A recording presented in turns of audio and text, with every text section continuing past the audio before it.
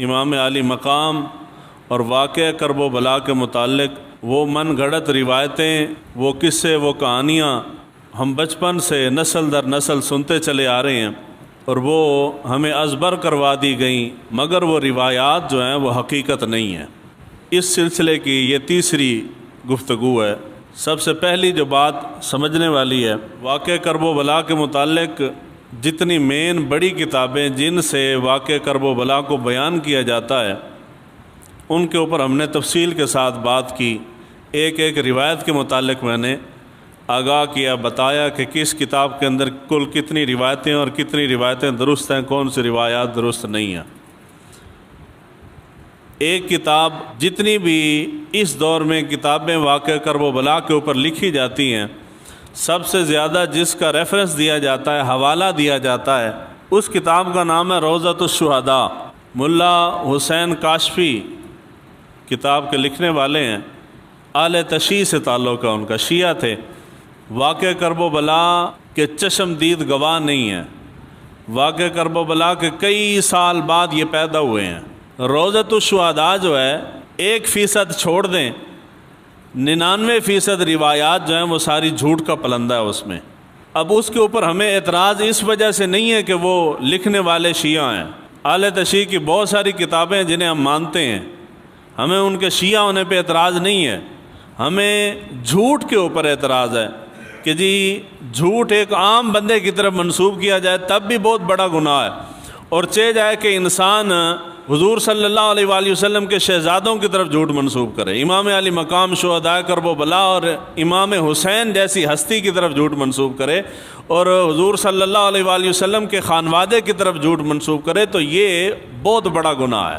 یعنی ہمارے متعلق کوئی چھوٹی سی بات جھوٹی منسوب کر دے تو ہم برداشت نہیں کرتے، اور اگر حضور صلی اللہ علیہ وآلہ وسلم کی طرف جھوٹی حدیث منسوب کر دی جائے یا آپ کے اہل بیت کی طرف منسوب کر دی جائے تو لوگ کہتے ہیں جی کوئی گل نہیں، یعنی کوئی گل نہیں، یہ آپ اپنی طرف کیوں نہیں کرتے کہ آپ کی طرف کوئی جھوٹی بات، آپ کی بات جھوٹی منسوب کر کے آپ کے شریکوں کو بتا دے، تو ہمارے ہاں تو قتل ہو جاتے ہیں ان باتوں کے اوپر، گھر کے گھر خاندان اجڑ جاتے ہیں یہ چھوٹی سی بات کے اوپر۔ تو یعنی ہماری ذات ہو تو وہ چھوٹی سی بات نہیں ہے، اور اگر یہ پاک ہستیوں کی بات ہو تو کہتے ہیں جی نہیں کوئی گل نہیں ہے۔ تو روضۃ الشہداء کی میں بات کر رہا تھا۔ روضۃ الشہداء اہل سنت کی جتنی کتابیں ہیں، صرف اہل تشیع کی بات نہیں کر رہا، اہل سنت کی بھی جتنی کتابیں واقعہ کرب و بلا کے اوپر لکھی گئی ہیں، سب سے زیادہ حوالہ روضۃ الشہداء کا ہے۔ اور میں یہ پورا ہفتہ میں کتابیں دیکھتا رہا ہوں، ایک دل کیا، میں نے کہا کہ جتنے یہ مشہور ہمارے اہل سنت کے علماء نے کتابیں لکھی ہیں نا، اس کتاب کو دیکھ کے وہ ساری کتابیں جمعے پہ لے جاتا ہوں، چلو لوگوں کو دکھاؤں تو صحیح، کہ بات جھوٹ کی بات کہاں تک گئی ہے، کہاں تک گئی ہے، اور کتنے بڑے بڑے ناموں تک گئی ہے۔ پھر میں نے سوچا کہ لوگ دین سے زیادہ لوگ شخصیات کے ساتھ ان کی وفاداری ہے۔ ہر بندے کی ایک جماعت ہے، تنظیم ہے، تحریک ہے، کوئی قائد ہے، کوئی لیڈر ہے، کوئی پارٹی کا سربراہ ہے، لوگوں کی اس کے ساتھ وفاداری ہیں۔ لوگ حق اور سچ نہیں دیکھتے، لوگ کہتے ہیں جی ساڑھے لیڈر تے گل نہ آوے، ہمارے پیر صاحب پہ بات کوئی نہ کرے، ہماری تنظیم کے اوپر بھی کوئی انگلی نہ اٹھائے، باقی ساری دنیا بے شک جائے بھاڑ میں، ہمیں اس سے فرق نہیں پڑتا۔ تو پھر جب ہم اہل سنت کی کتابیں اٹھائیں گے تو وہ کسی نہ کسی کا پیر ہوگا، وہ کسی کی جماعت ہوگی، کسی کی تحریک ہوگی، تو پھر بڑا مسئلہ ہنگامہ کھڑا ہو جاتا ہے۔ اس لیے پھر میں نے کتابیں رہنے دی کہ چلو نہیں بتاتا، ایویں بتا دیتا ہوں۔ تو روضۃ الشہداء کتاب یاد رکھیں گے، کوئی بھی کرب و بلا کے اوپر آپ کتاب اٹھائیں تو اسی کا حوالہ ملتا ہے۔ اب روضۃ الشہداء کے اندر جھوٹ کس درجے کا بولا جا رہا ہے، وہ اس کی ایک چھوٹی سی مثال دیتا ہوں، یہ صرف سمجھانے کے لیے۔ حضرت امام زین العابدین اور حضرت عبداللہ بن مبارک، ان دونوں کی ملاقات کے متعلق ایک طویل واقعہ روضۃ الشہداء کتاب کے اندر ہے کہ حضرت عبداللہ بن مبارک حج کے لیے جا رہے تھے، تو راستے میں کہیں صحرا کے اندر انہوں نے ایک چھوٹے سے بچے کو دیکھا، یعنی ناپختہ عمر کا تھا، ابھی بڑا جوان نہیں تھا۔ انہوں نے دیکھا اس کے پاس کوئی زیادہ راز سفر وغیرہ کا سامان سواری کچھ نہیں تھا، اکیلا بچہ جا رہا تھا مکے کی طرف۔ تو انہوں نے اس سے پوچھا کہ تو کدھر جا رہا ہے؟ یہ طویل بات ہے، طویل گفتگو ہے۔ پھر انہوں نے جوابات دیے، کافی لمبا ان کا مکالمہ ہوا۔ آخر میں جب انہوں نے نام پوچھا تو وہ نام بتائے بغیر وہ بچہ جو ہے وہ اچانک غائب ہو گیا. کتاب کے اندر لکھا ہے بچہ اچانک غائب ہو گیا. ان کو نہیں پتہ چلا کہ وہ کون ہے، حتیٰ کہ یہ مکہ شریف پہنچے، حضرت عبداللہ بن مبارک وہاں پہنچے تو طواف سے فارغ ہوئے تو انہوں نے دیکھا کہ ایک جگہ پہ بہت سارے لوگ جمع ہیں، حلقہ بنا کے لوگوں کا جمگٹا ہے. یہ بھی ایسے چلتے چلتے آگے گئے کہ دیکھوں کون ہے ہستی یہاں بیٹھی ہوئی کہ لوگ ان کی زیارت کے لیے جمع ہیں. تو انہوں نے دیکھا کہ وہی بچہ جو مجھے صحرا میں ملا تھا وہ یہاں بیٹھا ہے. تو بڑے حیران ہوئے. تو انہوں نے کسی بندے سے پوچھا کہ یہ بچہ کون ہے؟ تو اس بندے نے کہا کہ بڑی حیرت کی بات ہے کہ یہ اتنی بڑی ہستی اور تو نہیں جانتا. انہوں نے کہا کون ہے جی؟ انہوں نے کہا کہ یہ حضرت امام زین العابدین ہے، یعنی امام عالی مقام امام حسین کے بیٹے ہیں، شہزادے وہ ہیں. کہ پھر طویل واقعہ. جو بات بتانی مقصود ہے وہ یہ ہے کہ امام زین العابدین کی ولادت ہوتی ہے 38 ہجری میں. اب یعنی جھوٹ دیکھیں نا کس درجے کا بولا ہے بیان کرنے والے نے. 38 ہجری میں امام زین العابدین کی پیدائش ہے اور 95 ہجری میں آپ کا وصال مبارک ہے، اس دنیا سے آپ پردہ فرما گئے. اور جن کی ان کے ساتھ بچپن میں ملاقات کروائی جا رہی ہے حضرت عبداللہ بن مبارک 118 ہجری میں وہ پیدا ہو رہے ہیں. جن سے ملاقات کروائی جا رہی ہے 95 ہجری میں وہ فوت ہو گئے ہیں. 118 ہجری میں امام حضرت عبداللہ بن مبارک پیدا ہوئے ہیں اور 181 ہجری میں آپ کا وصال ہوا ہے. یعنی ان دونوں کے درمیان 23 سال کا عرصہ ہے. یعنی حضرت امام زین العابدین کے اس دنیا سے وصال فرمانے کے 23 سال بعد حضرت عبداللہ بن مبارک پیدا ہوئے ہیں. پر اس کتاب کا اور کتاب لکھنے والے کے جھوٹ بولنے کا وہ کانفیڈنس لیول دیکھیں نا کہ اس نے ملاقات بھی کروا دی ہے. یعنی کتنا بڑا جھوٹ بول رہا ہے. تو جب یہ باقی اس کے واقعات قبول کرتے ہو کہ جی روضۃ الشہداء میں، تو روضۃ الشہداء میں پھر اس درجے کے جھوٹ بولے گئے ہیں. یعنی جب دو بندے پیدا ہی نہیں ہوئے تو ان کو ملاقات کروائی جا رہی، مکالمہ بھی کروایا جا رہا ہے. اور معاملہ کوئی ملتا جلتا ہو، یعنی 2-4 سال کا آگے پیچھے ہو تو بندہ کہتا ہے جی چلے غلط فہمی ہوگی. 23 سال کا تھوڑا عرصہ نہیں ہے. یعنی اس لیول کی جھوٹی کتاب ہے. اور ہمارے ہاں جتنی بھی اہل سنت کی کتابیں لکھی گئی ہیں واقع کرب و بلا کے اوپر یا تاریخ طبری کا حوالہ ہوتا ہے، اس کے اوپر ہم تفصیل سے بات کر چکے، یا سب سے زیادہ اس روضۃ الشہداء کا ہوتا ہے. آج جن جھوٹوں کے متعلق، جن روایات کے متعلق ہم جاننے لگے، زیادہ تر روایات جو ہیں وہ اسی کتاب کے اندر ہے، روضۃ الشہداء کے اندر. ان میں سے سب سے پہلی روایت قابل توجہ ہے حضرت مسلم بن عقیل، ان کے 2 شہزادوں کے متعلق بڑا طویل واقعہ اور بڑے شد و مد کے ساتھ بیان کیا جاتا ہے. اور آپ نے بارہا سنا ہوگا ان کے ایام بھی اہل تشیع مناتے ہیں، حضرت مسلم بن عقیل کے شہزادوں کے، کہ جی ان کے شہزادوں کو وہ ابن زیاد جو تھا اس نے گرفتار کر لیا.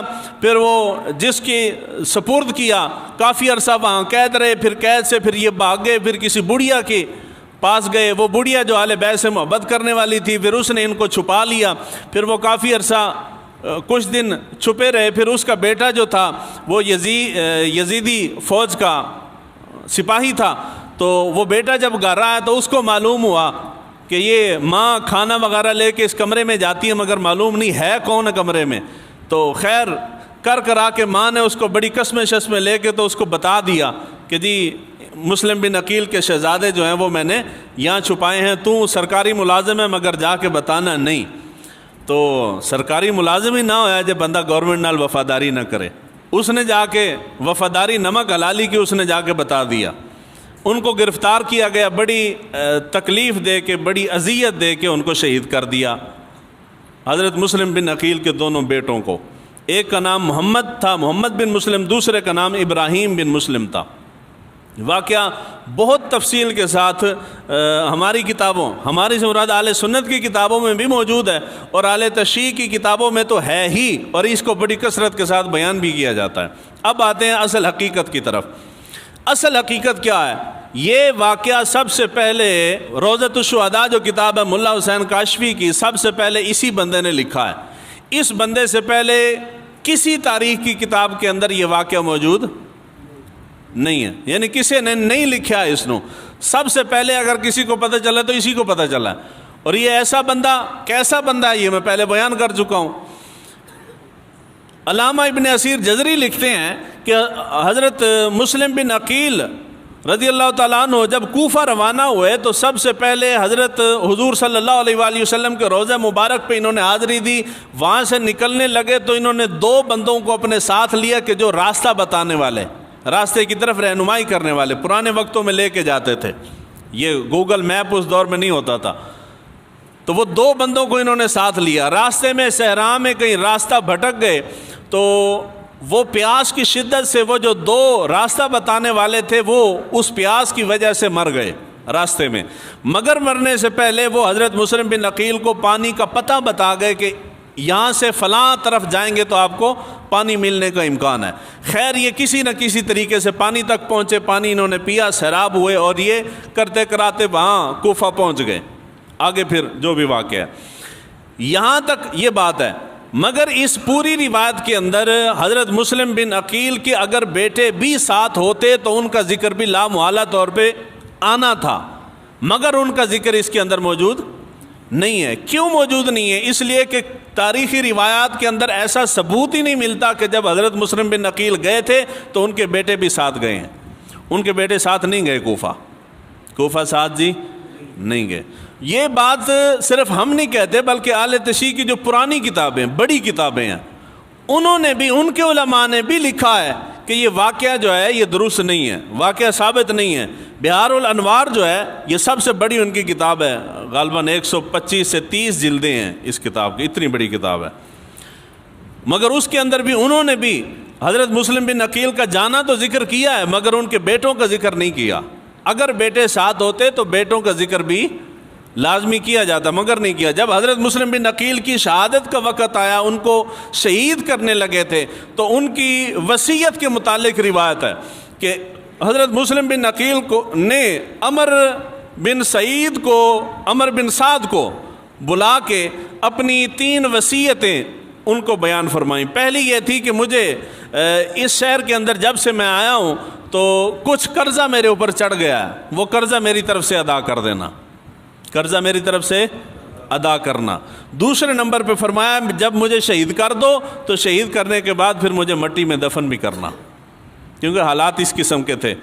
تیسرے نمبر پہ انہوں نے وصیت کی کہ امام حسین کو میں نے خط لکھ دیا ہے کہ جی کوفی آپ کی پیروی کے اندر، آپ کی اتباع میں تن من دھن لٹانے کو تیار ہیں، انہوں نے آپ کے ہاتھ کے اوپر بیعت کر لی ہے، تو وہ راستے میں ہے تو کسی کو بھیج کے ان کو پیغام بھیج دو کہ آپ کوفیوں نے بے وفائی کی، آپ جہاں ہیں یہیں سے واپس چلے جائیں۔ یہ 3 وصیتیں حضرت مسلم بن عقیل نے یزیدی محل کے اندر کھڑے ہو کے کی ہیں، اور جس کو کر رہے ہیں وہ یزیدی گورنر ہے۔ کون ہے؟ عمر بن سعد، جس کے متعلق بڑی کہانیاں اہل تشیع نے گڑھی ہیں، اس کی طرف میں نہیں جاتا، جب موضوع آئے گا پھر ان کے اوپر بات کریں گے۔ وہ کہتے ہیں جی وہ صحابی کا بیٹا تھا، اگر وہ صحابی کا بیٹا تھا، دشمن بھی تھا، تو دشمن کو کوئی بندہ وصیتیں کرتا ہے، اور جی میری اور حاجی صاحب کے ساتھ میری نہیں بنتی، اور میں نے کسی کا قرضہ دینا ہے، میں ان کو کہوں گا کہ جی تسی میری طرفوں قرضہ دے دو، وہ آکھن کے قاری صاحب میں تو بولدا نہیں ہے، میں تو پیسے دے داں۔ کیوں پیسے دے داں جی؟ یعنی حضرت مسلم بن عقیل وصیت کس کو کر رہے ہیں؟ یزیدی محل کے، ابن زیاد کے محل کے اندر کھڑے ہو کے کس کو وصیت کر رہے ہیں؟ وہ یزیدی گورنر ہے عمر بن سعد، اس کو وصیت کر رہے ہیں کہ میری طرف سے قرضہ ادا کرنا۔ اس میں عقل والوں کے لیے بڑی نشانیاں ہیں۔ مگر اس وصیت کے اندر اگر یہاں سے ثابت کیا ہوتا ہے، اگر آپ کے شہزادے بھی آپ کے ساتھ ہوتے تو والد کو سب سے زیادہ فکر کس کی ہوتی ہے؟ بچوں کی، تو سب سے پہلی وصیت اپنے بچوں کے متعلق کرتے، باقی چیزوں کے متعلق وصیت بعد میں ہوتی۔ مگر یہ وصیت اہل سنت نے بھی لکھی، اہل تشیع نے بھی لکھی۔ امام حضرت مسلم بن عقیل رضی اللہ تعالیٰ عنہ کی وصیت میں ان کے بیٹوں کو کوئی ذکر نہیں ہے۔ معلوم ہوا کہ بیٹے ساتھ گئے ہی نہیں ہیں، اور تاریخ کی کتابوں کے اندر کہیں موجود نہیں ہے۔ اگر موجود ہے تو روضۃ الشہداء میں ہے، اور روضۃ الشہداء کے بعد جتنی شہادت کے متعلق کتابیں لکھی گئیں، چاہے وہ اہل سنت کی ہوں یا اہل تشیع کی ہوں، سب نے پھر نقل ماری ہے، پھر نقل پہ نقل، نقل پہ نقل سب نے کر دیے. ہم پیپر دے رہے تھے ایک مرتبہ درس نظامی کے، اور کچھ 6 ماہی یا 7 ماہی پیپر تھے، تو وہ تعداد زیادہ ہوتی ہے، ذرا کلوز کر کے انہوں نے بٹھایا ہوا تھا. پورے جامعہ کے اندر ہماری کلاس جو ہے وہ بڑی مشہور تھی کہ شرارتوں میں بڑی مشہور تھی، جو بے تحاشا ہائی لیول کی شرارتیں ہم نے کرنی. وہ ہمارا دوست اب وہ آگے بیٹھا ہوا تھا تو بڑا ذہین تھا. پیچھے جو لائن بیٹھی تھی انہوں نے کلاس کے لڑکے بدل کے بٹھائے، پیچھے دوسری کلاس کے لڑکے بٹھائے، آگے ہماری کلاس کا لڑکا بیٹھا ہو. پیچھے جو لڑکا بیٹھا تھا اس نے موقع بنا کے اس سے کسی سوال کے متعلق جواب پوچھا. سوال بڑا مشکل تھا، لازمی سوال تھا. اس نے اس کو جواب پرچی کے اوپر لکھ کے پیچھے پکڑا دیا. اب اس نے شرارت کی، اس نے جواب درست لکھ کے نہیں دیا. پیچھے لائن ساری بیٹھی تھی، سب نے دیکھا کہ اگلے دی گل بن گئی. اب اس نے پرچی سے وہی جواب اپنے پیپر پہ لکھا، پھر پیچھے والے نے مانگا، اس نے وہی پرچی پیچھے پکڑا دی، اور پیچھے لائن جتنی بیٹھی تھی سب نے وہی جواب اپنے پیپروں کے اوپر لکھ دیا.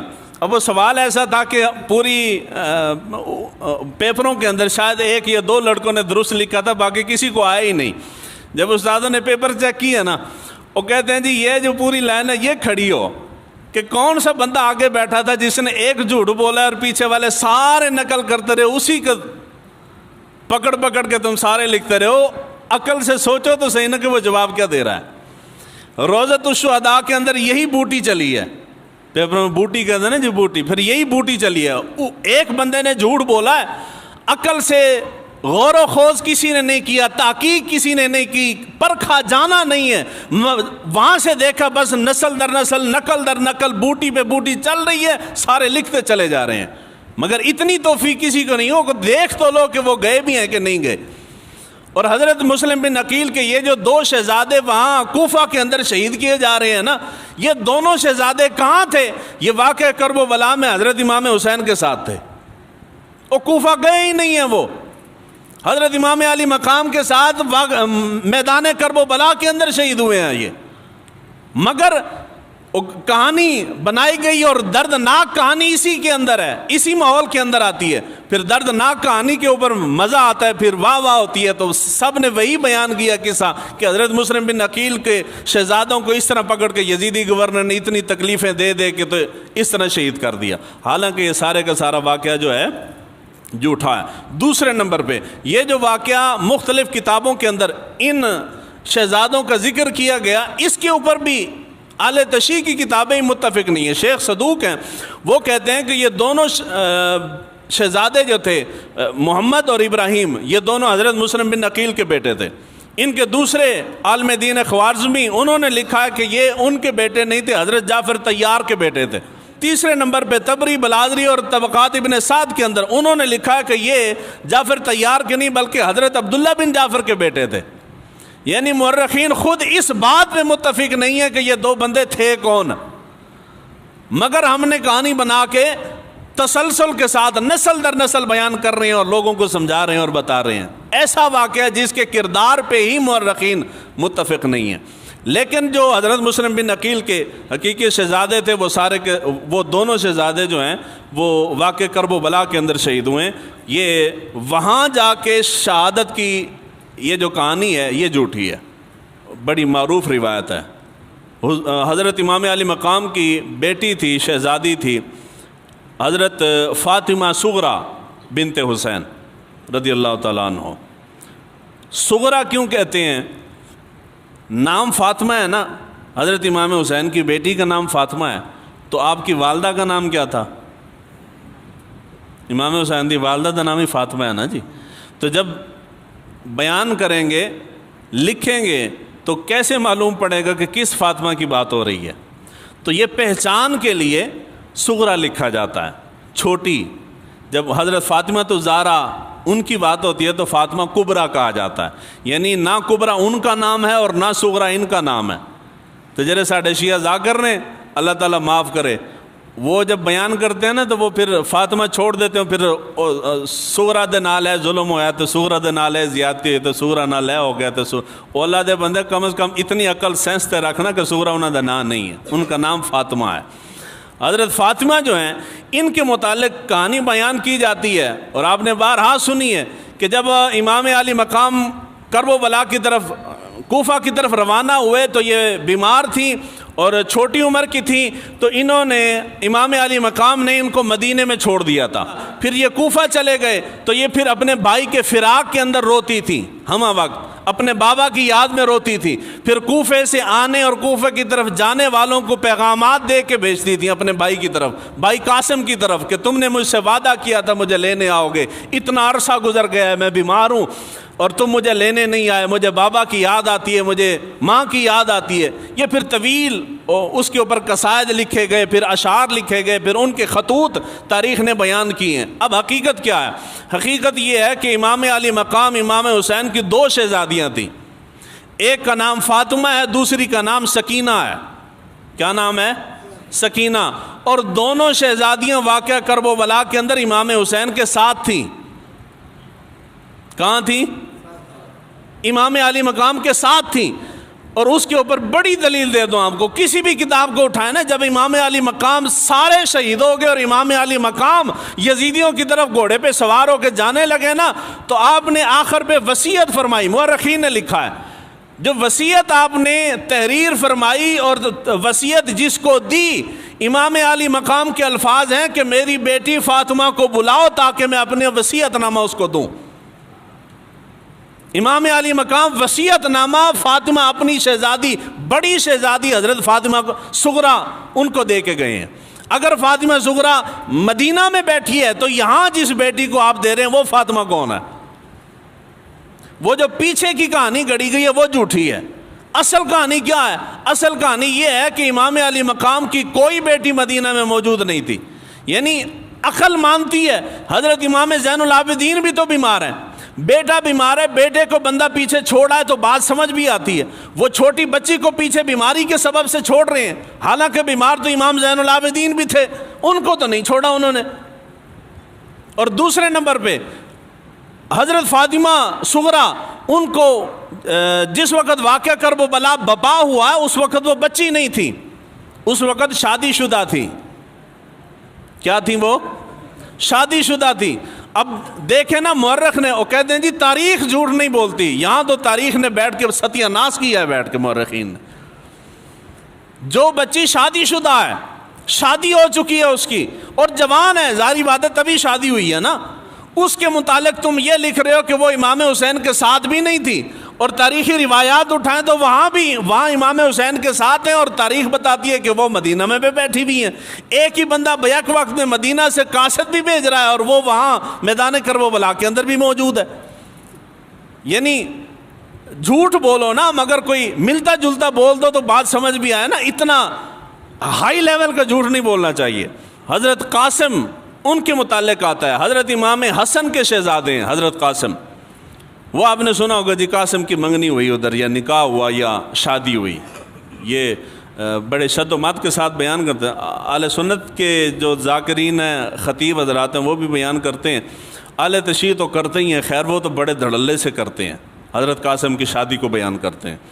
وہ کیا تھا کہ حضرت امام علی مقام جب وہ افراد سارے شہید ہونا شروع ہو گئے تو حضرت قاسم حضرت امام حسن کے بیٹے ہیں، یعنی یہ آئے، انہوں نے اپنے والد کا وصیت نامہ حضرت امام حسین کو دکھایا، تو وہ اس وقت اکثر لوگ جو تھے خانوادہ رسول کے وہ شہید ہو چکے تھے، تو امام علی مقام خیمے کی طرف آئے اور آپ نے فرمایا کہ میری شہزادی کو جو ہے وہ تیار کرو اور میرے بیٹے کو بھی تیار کرو، بیٹے سے مراد حضرت قاسم ہے، ان کو تیار کرو اور میں اپنے بھائی کی وصیت جو ہے وہ پوری کر کے جاؤں گا۔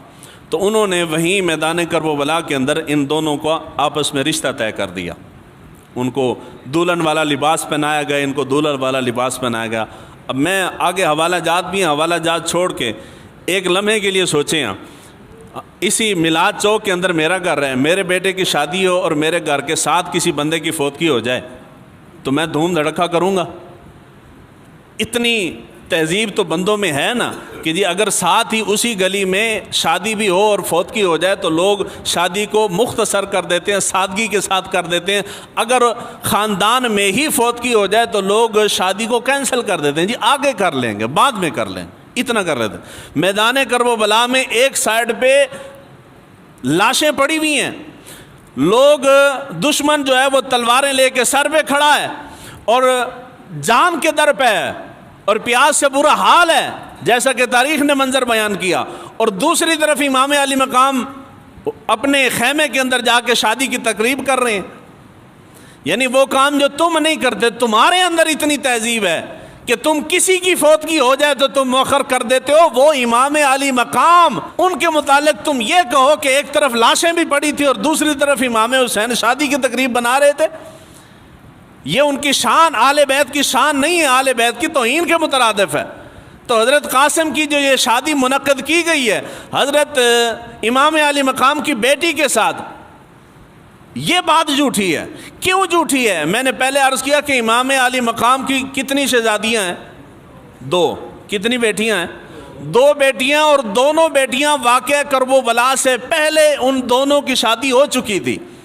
جس وقت واقعہ کربلا بپا ہوا ہے وہ دونوں بیٹیاں امام علی مقام کے ساتھ تھیں. کوئی بیٹی کنواری تھی ہی نہیں جس کے ساتھ آپ ثابت کریں کہ حضرت قاسم کی شادی ہو رہی ہے. حضرت فاطمہ صغرا ہیں تو ان کی شادی ہو چکی تھی. دوسری شہزادی حضرت سکینہ ہیں جن کو آپ نے بچہ ثابت کر کے تو گھوڑوں کے پاؤں کے ساتھ لپیٹا ہوا ہے کہ جو گھوڑے کے پاؤں کے ساتھ لپٹی ہوئی تھی. حضرت سکینہ, یہ آگے بیان آتا ہے, حضرت سکینہ کی بھی شادی ہو چکی تھی اس وقت. واقعہ کربلا سے پہلے کی بات کر رہا ہوں, دونوں کی شادی ہو. جب تیسری بیٹی ہی نہیں ہے, آل تشیع کی کتابوں کے اندر کثیر کتابیں, دوسرے ان کے موقف بھی ہیں, بعض نے 6 لکھی ہیں, کسی نے 7 لکھی ہیں, مگر وہ تھوڑے لوگ ہیں. زیادہ موقف جو ان کے ہاں پایا جاتا ہے, کثیر طبقے کو پایا جاتا ہے اہل سنت کے اندر بھی اور اہل تشیع کے اندر بھی, وہ یہی ہے کہ امام علی مقام کی 2 بیٹیاں تھیں, ایک فاطمہ اور ایک سکینہ, اور دونوں بیٹیوں کی شادی جو ہے وہ واقعہ کربلا سے پہلے ہو چکی تھی. جب دونوں کی شادی پہلے ہو چکی ہے تو قاسم کی شادی کہاں سے کروا رہے ہو؟ تو معلوم ہوا کہ وہ سارے کا سارا کیا ہے, وہ بدنال بولو کی ہے, جھوٹ ہے.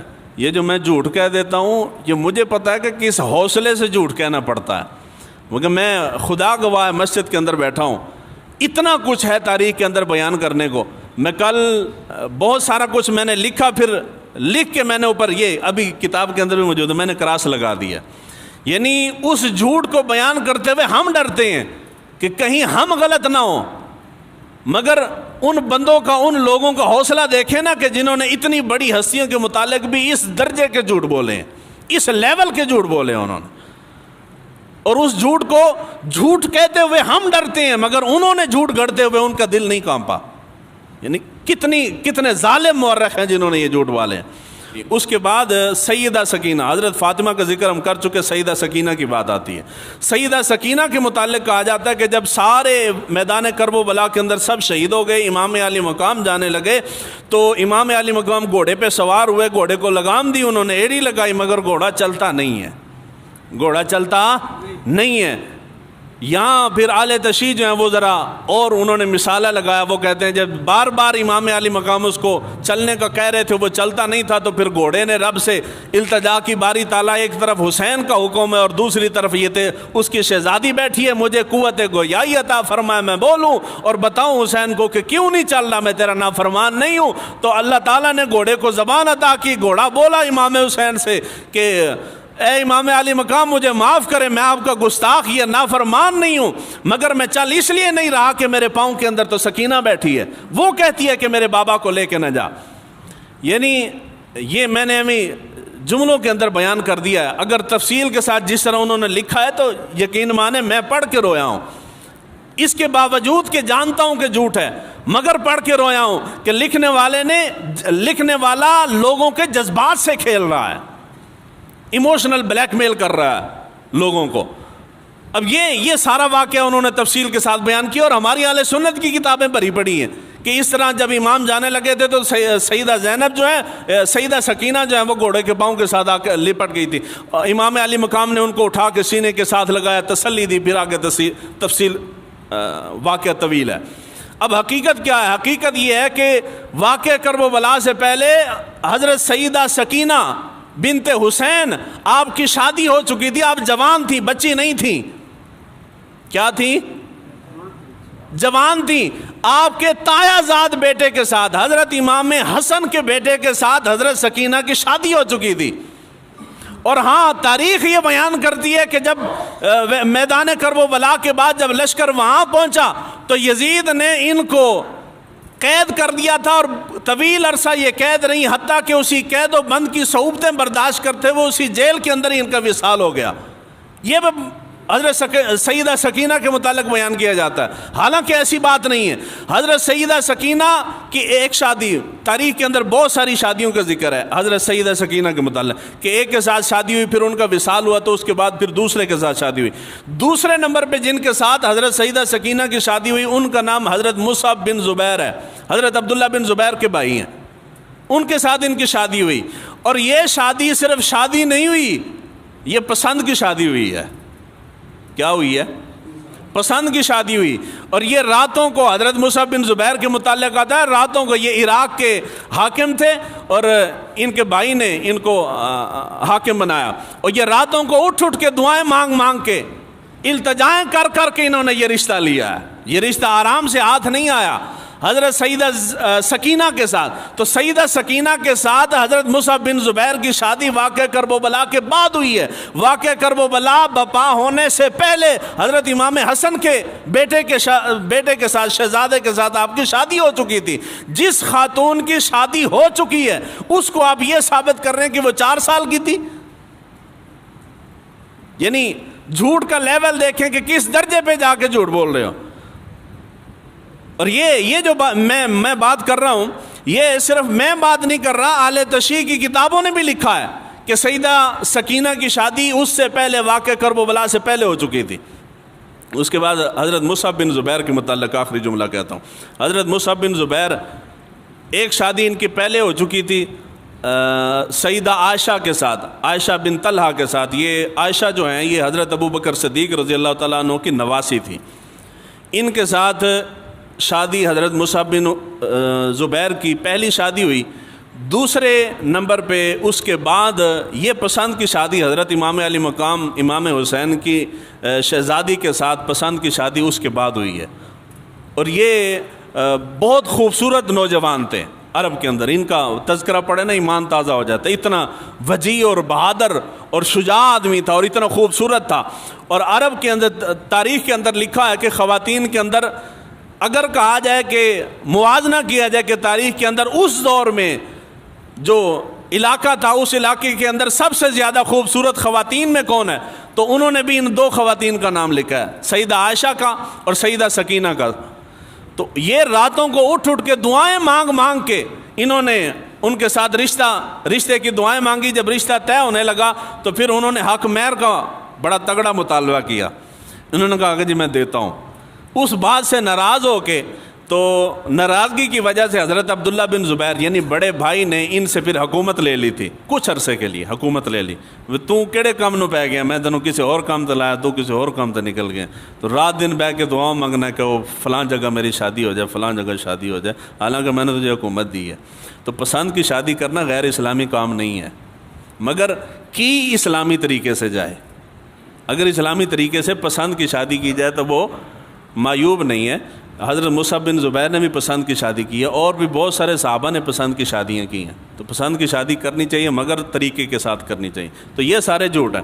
اب یہ وہ جھوٹ ہیں کہ جو ہماری کتابوں کے اندر بھی ہیں، اہل تشیع کی کتابوں کے اندر بھی ہیں، ہمارے ممبروں سے بھی بیان ہوتے ہیں، ان کے ممبروں سے بھی بیان ہوتے ہیں، اور اتنی کثرت کے ساتھ بیان ہوتے ہیں کہ جب بیان کیا جائے، بیان کرنے والا بیان کرتا ہے کہ یہ جھوٹ ہے، لوگ اس تحقیق کرنے والے کو تو جھوٹا کہتے ہیں، مگر اس جھوٹے واقعے کے اوپر اتنا یقین دلا دیا گیا کہ بندہ کہتا نہیں یہ سچ ہے۔ اور آخری جملہ عرض کر رہا ہوں کہ جب ہم امام عالی مقام اور شہداء کرب و بلا کے متعلق اس طرح کی جھوٹی باتیں بیان کرتے ہیں، حق بیان کرتے ہیں، تو لوگ سمجھتے ہیں کہ ہمیں اہل بیت کے ساتھ بغض ہے۔ آپ نیٹ پہ جا کے سرچ کریں نا، پوری تاریخ کے اندر جتنی موضوع روایات، من گھڑت روایات حضور سے منسوب تھی، جتنی میں نے بیان کی ہیں، کسی عالم دین نے بیان نہیں کی۔ کسی بھی مسلک کا ہو، صرف اہل سنت کی بات نہیں کر رہا، کسی بھی مسلک کا عالم دین، اتنی روایات کسی نے بیان نہیں کی جتنی میں بیان کر رہا ہوں۔ تو کسی نے کہا ہے کہ اگر حضور صلی اللہ علیہ وآلہ وسلم کی طرف جھوٹ منسوب کیا جا رہا اور ہم اس کے اوپر تحقیق کر کے بیان کریں کہ یہ جھوٹی روایت ہے، تو کوئی بندہ کہتا ہے کہ اس کو حضور کے ساتھ بغض ہے؟ کوئی نہیں کہتا۔ جب ہم امام علی مقام کے متعلق کہتے ہیں کہ یہ بات جو امام علی مقام کی طرف جھوٹ منسوب کر رہے ہو، یہ روایت منسوب کر رہے ہو، یہ جھوٹ ہے، تو تب بات کیوں نکلتی ہے کہ تمہیں اہل بیت کے ساتھ دشمنی ہے یا اہل بیت کے ساتھ بغض ہے یا اناد ہے؟ یہ صرف جہالت کی وجہ سے نکلتا ہے۔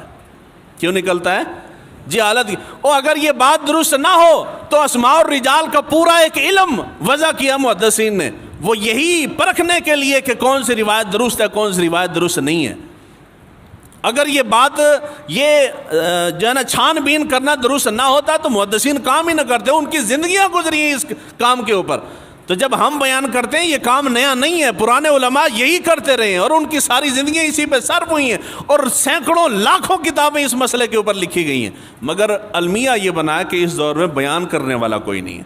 تو کوشش کریں واقع کرب و بلا سنیں، سنائیں بھی اور بیان بھی کریں، مگر جو سچ ہے وہ بیان کریں۔ اہل بیت کی شان بیان کرنے کے لیے جھوٹ کا سہارا نہ لیں۔